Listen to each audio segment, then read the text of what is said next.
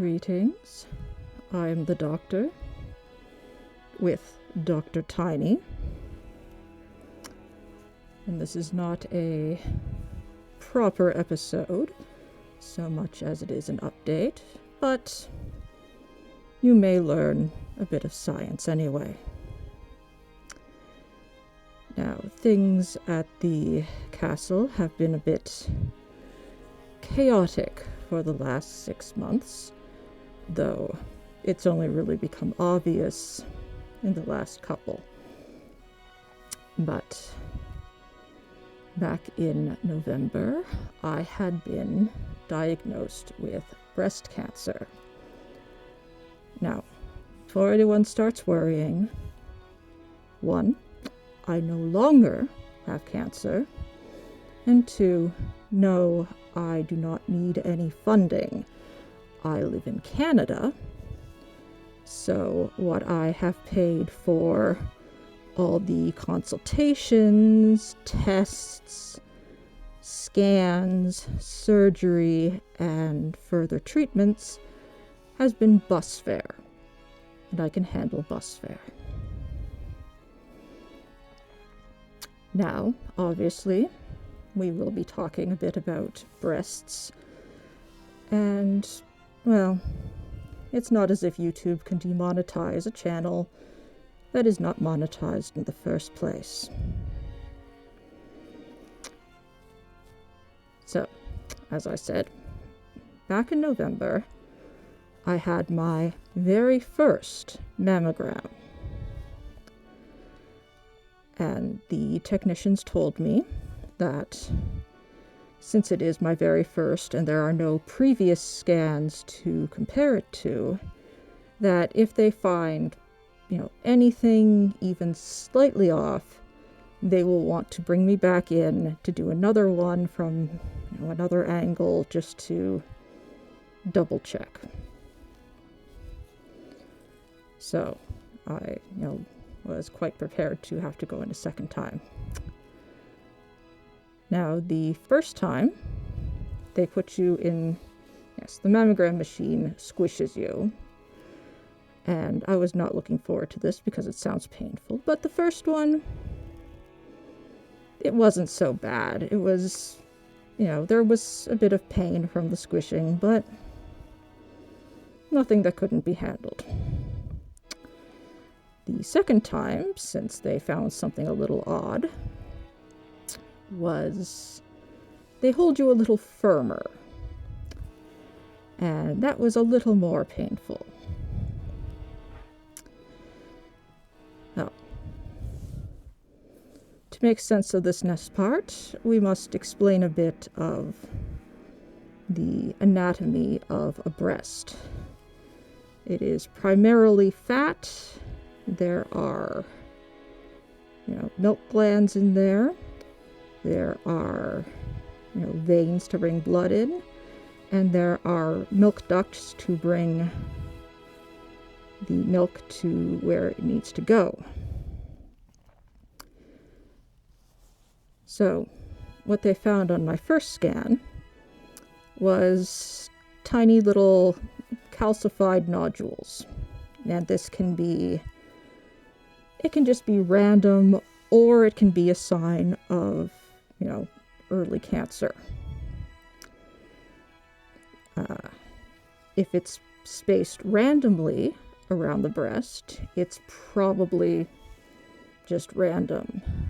But what they found on me was that a few of them were lined up along inside one of the ducts, which is the bad sign.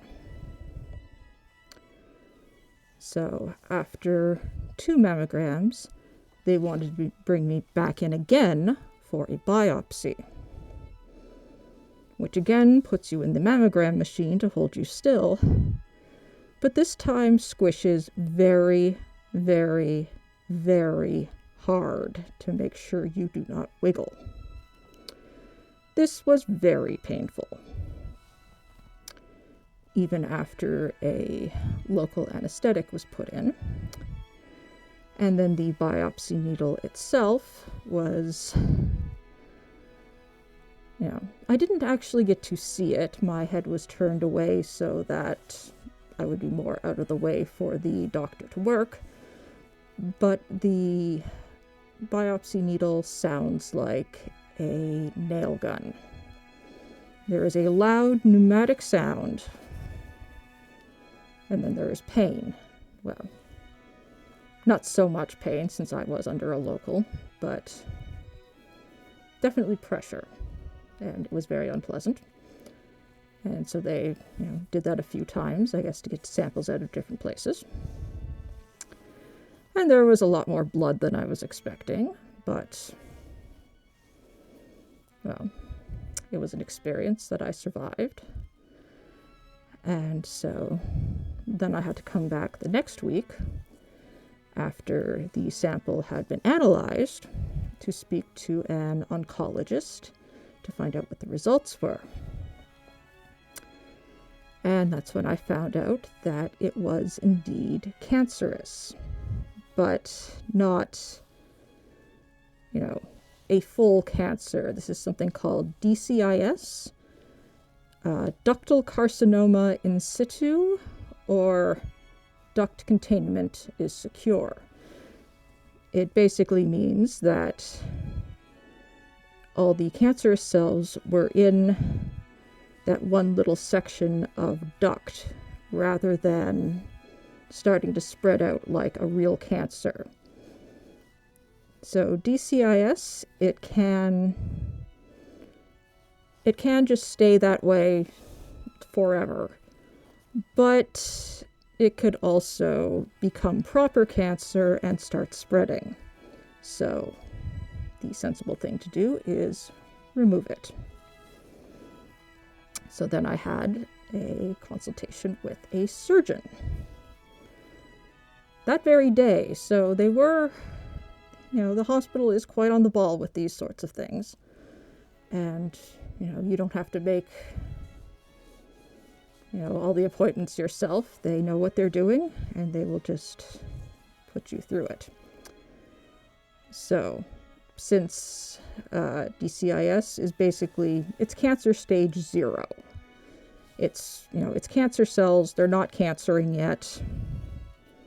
We have a bit of time. So she wanted to put me through an MRI scan just to make sure that that was the only spot that she had to deal with and there wasn't anything anywhere else. So then this ended up taking a little while longer. The MRI machine is in high demand, and even with a rush order because, cancer, it still took a month for me to get into the MRI. So this was, once again, an experience. They put an IV in me, which I did not like, but the IV technician was very, very good. I have never had, a needle in me for any reason that I did not feel, and did not have any bruising after. So, excellent work from that fellow. And this is my first time in an MRI.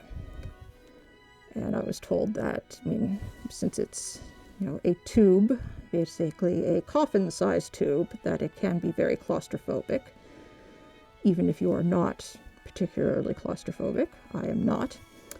But I never got the effect of it because I was lying on my front and looking down, so I could not see how small the tube was. So I was lying on my front with each breast in its own separate terrarium and lying there for,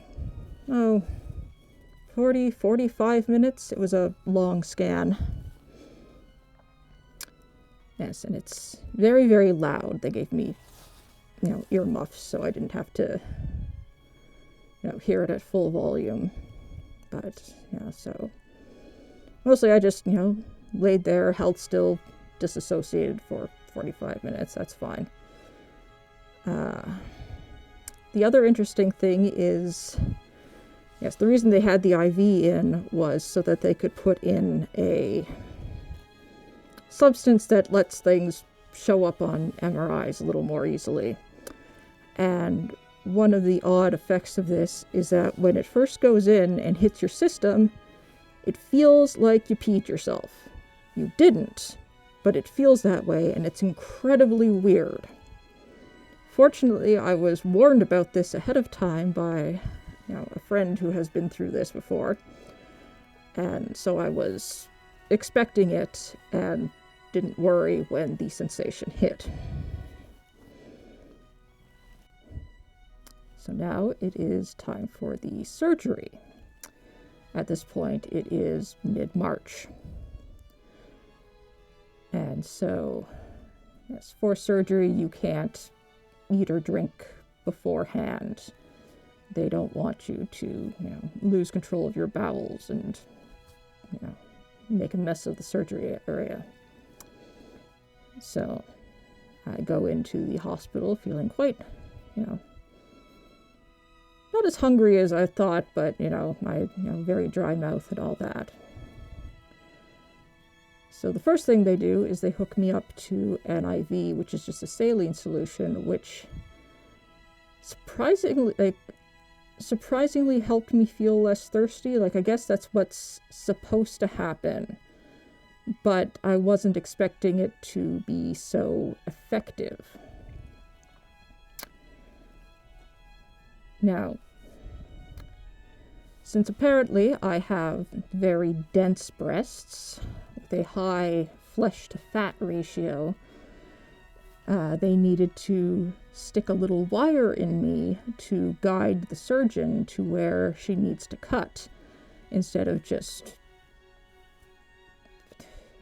just going straight in. And I thought this would freak me out a lot more than it did, having this, antenna sticking out of me. But maybe it's because there was no blood. It wasn't so bad. So this was done again by putting me in the mammogram machine, giving me a very hard squish, which hurt, putting a local anesthetic in, and then feeding in this wire. And then the tech, there was, a lot of wire sticking out, so the tech carefully taped that up and taped it down so that it wouldn't, jiggle and cause trouble. And then after that, it was simply waiting for the surgery. And,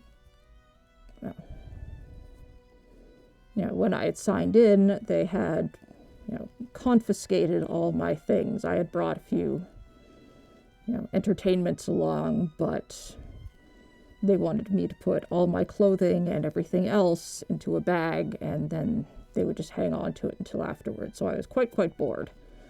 I ended up, just choosing the largest book I could find in the waiting room, which was a book of Canadian history that was almost as old as I am.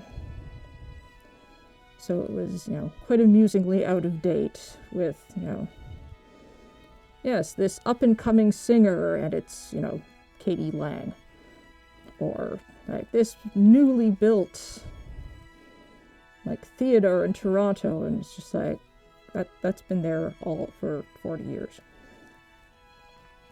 But, it kept me from going stir-crazy.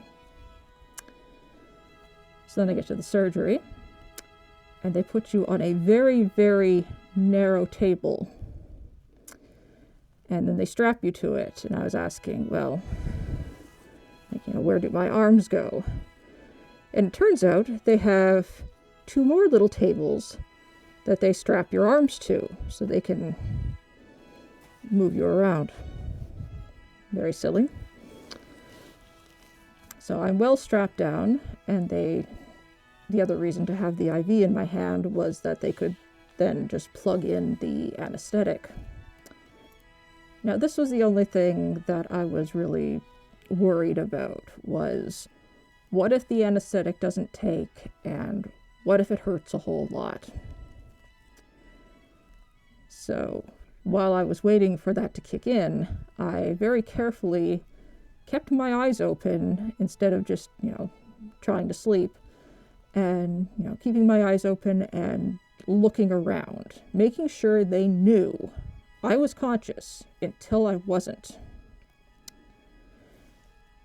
Though what I wish I'd been allowed to do, but I couldn't because they had an oxygen mask on me, was, counting down from 100, because I would like to know if there would be any difference between the number I remember reaching and what I actually reached, because general anesthetic is, has 3 components. It's, a sedative to knock you out. It's got a painkiller, but there's also an amnesiac in it, so you don't remember. So I'd like to know how much time I actually lost, because my memory of it was staring up at the light, moving my eyes around, my vision just starting to tunnel and blur more than it does, and then straight to opening my eyes in the recovery room. Like, I have no memory of closing my eyes, just opening them. So then I was there for, another couple hours so that they knew, so that they could make sure that I was doing all right, and I got apple juice and a popsicle, and that was very nice, before, my husband came to pick me up. So then I spent a few weeks recovering from that, because it was a very minor surgery. Like, as you can tell, I still have both of them. Since the cancer I had was so small, they didn't have to do a full mastectomy. They just did a lumpectomy, which is just taking out the little chunks. So I have lost about a 2-centimeter chunk of flesh. And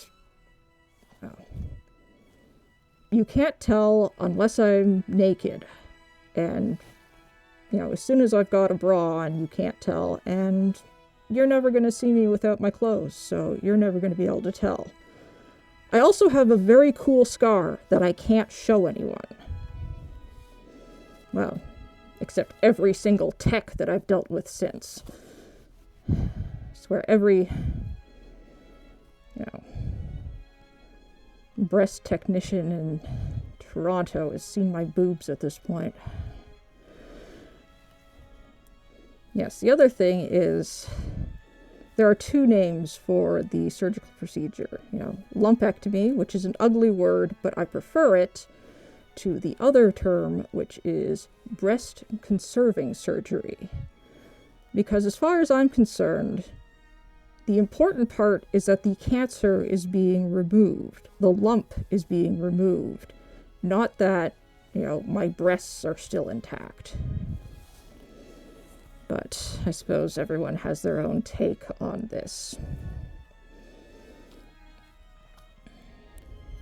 So, yes, so I spent a couple of weeks recovering from that. You wouldn't think that, such a small procedure in such a non-vital place would cause trouble, but it nevertheless did. So, here we are in May, and now that I am fully healed from my surgery, they have me on radiation therapy to make sure that this does not come back. And as of recording, I have had 4 sessions of radiation. This has not been fun. Now, they did warn me that, it's a cumulative effect. Over time, it starts feeling like a bad sunburn. And, and most people don't start feeling this for, a couple of weeks. I started feeling it on day 4, and I am not looking forward to having to deal with this for another month. So I have 20 days of radiation therapy, low dose. They did say that you could do high dose for a week, but they don't have as much long-term data on it. They do have long-term data on low dose for 20 days, and it's, good prognosis for at least 20 years. And I would rather know, long-term rather than short-term, because I expect to live for another 40 years or so. So the assorted side effects of the radiation therapy is, the pain, which is supposed to be just like a bad sunburn. It hasn't gotten to that point yet, but after the last session, I could feel where they had been zapping me. And, they hadn't warned me about the armpit pain, but maybe I missed that part in the brochure. And the other one is fatigue, which I have been noticing, but that also might be because I am badly off my schedule, since I need to be up bright and early for these, and I am a night person. So I should be done these treatments by the end of May, early June, but it may take me another couple weeks to fully recover and be able to do things again. So that is the, the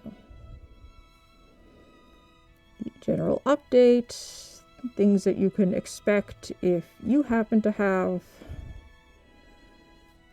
a DCIS or other, cancer. And in this case, yes, I do my own, breast checks on myself every few weeks, at least once a month. And I had felt nothing. And even the doctors were not able to feel anything because what I had was maybe 6 millimeters. And you can't feel it by hand. Like, even an expert can't feel it by hand until it's, I forget if they said it was 1 or 2 centimeters, but bigger than what I had. So the mammogram was the thing that caught it. I would not be able to catch it by hand. Even my doctor would not have been able to catch it by hand.